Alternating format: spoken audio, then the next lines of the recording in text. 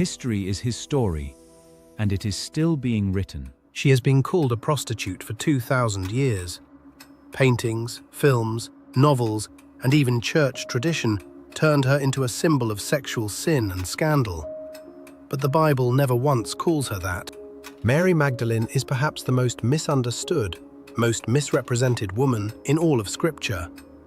And when you strip away 2,000 years of myth and assumption, what you find underneath is something far more powerful, far more personal, and far more relevant to your life today. This is her real story.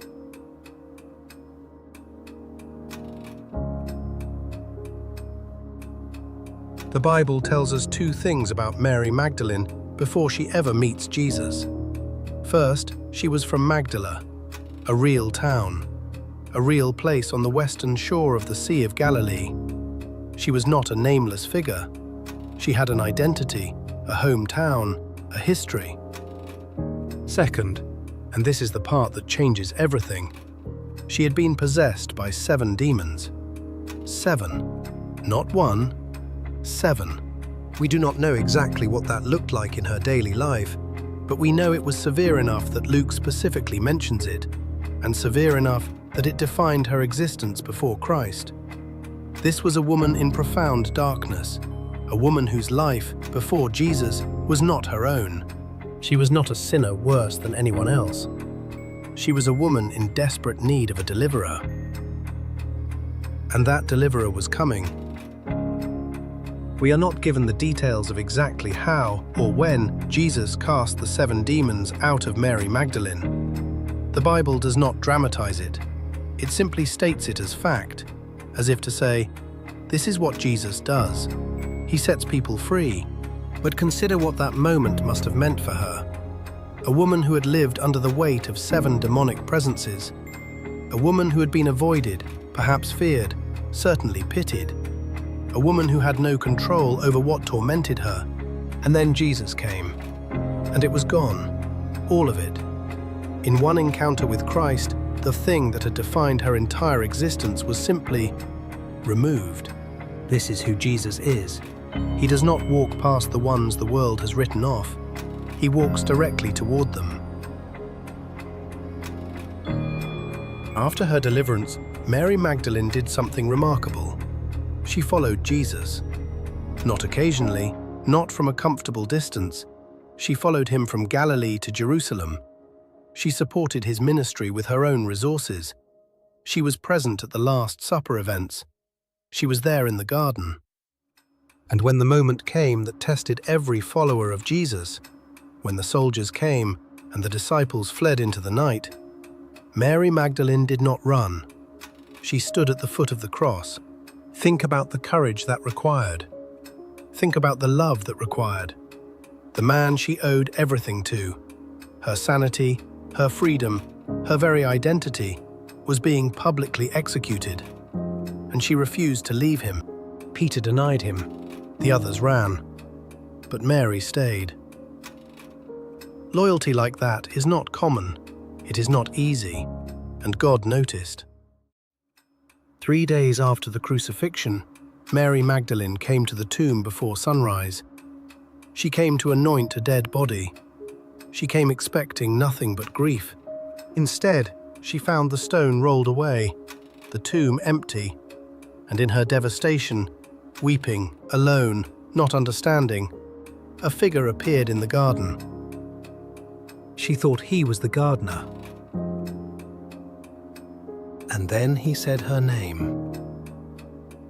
Mary. One word. Her name. Spoken by the risen Christ. And in that moment, Mary Magdalene became the first human being in history to see the resurrected Jesus. Not Peter, not John, not any of the 12. A woman who had once been possessed by 7 demons. A woman the world had written off. A woman who had stayed when everyone else ran. God chose her to be the first witness of the greatest event in human history. That is not an accident. That is a statement. So where did the prostitute story come from? In 591 AD, More than 500 years after Mary lived, Pope Gregory I gave a sermon in which he merged Mary Magdalene with two other unnamed women in the Gospels, a sinful woman who anointed Jesus' feet and Mary of Bethany. He concluded, without biblical basis, that they were all the same person, and that Mary Magdalene had been a prostitute.